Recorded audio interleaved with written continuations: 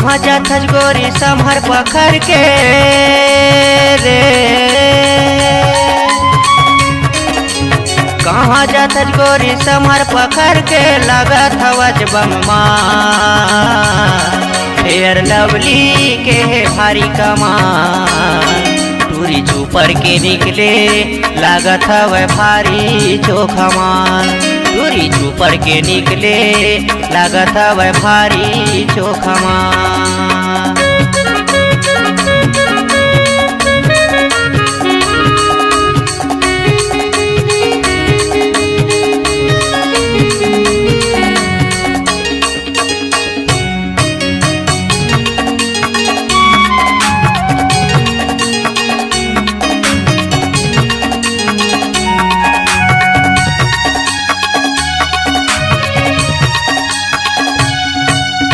नैनो गाड़ी कस टूरी दिखत है, इंजन लगे है आगू रे, इंजन लगे है आगू, टापो टाप भगा होएला मैं तबे है मोर काबू रे, तबे है मोर काबू। आँखी में गजरा खोपा में गजरा रे,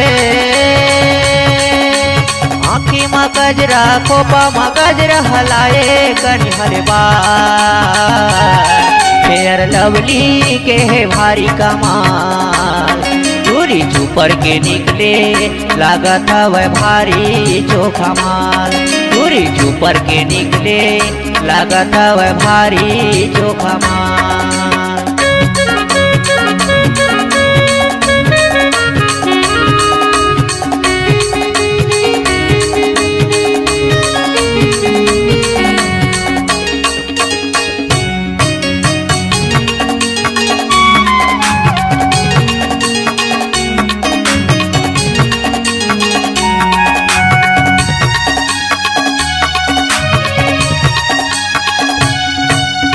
भरे जवानी मौहा कस पानी, गोरी गुलाबी गाल है, गोरी गुलाबी गाल है,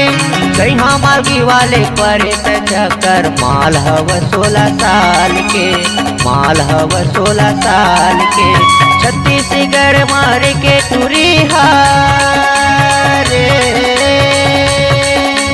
छत्तीसगढ़ मारे के टूरी हा, कई टूरा पटावत है, फेयर लवली के है भारी कमाल, टूरी चूपर के निकले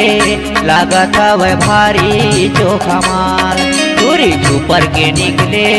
लागत हवे भारी चोखमाल।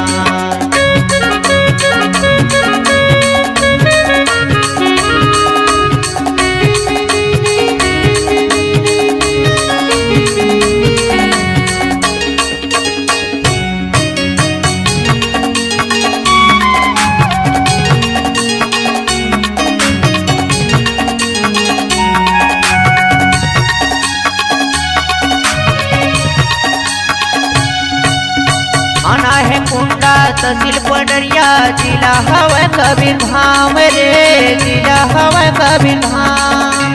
घूमे लाया बेगांव तेरे रानी, मरका के बाजार वो, मरका के बाजार, सही हमारी गाँव मोरे रे, सही हमारी गाँव मोरे बर के हवे छाँव, फेयर लवली के है भारी कमाल, टूरी चूपर के निकले लागत हवे भारी चोखमाल, टूरी चूपर के निकले लागत हवे भारी चोखमाल। कहाँ जाथस गोरी समहर पखर के रे, कहाँ जाथस गोरी समहर पखर के, लागत हवच बम्मा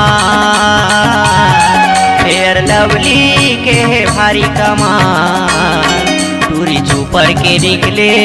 लागत हवे भारी चोखमाल, टूरी चूपर के निकले लागत हवे भारी चोखमाल, लागत हवे भारी चोखमाल, लागत हवे भारी चोखमाल, लागत हवे भारी चोखमाल।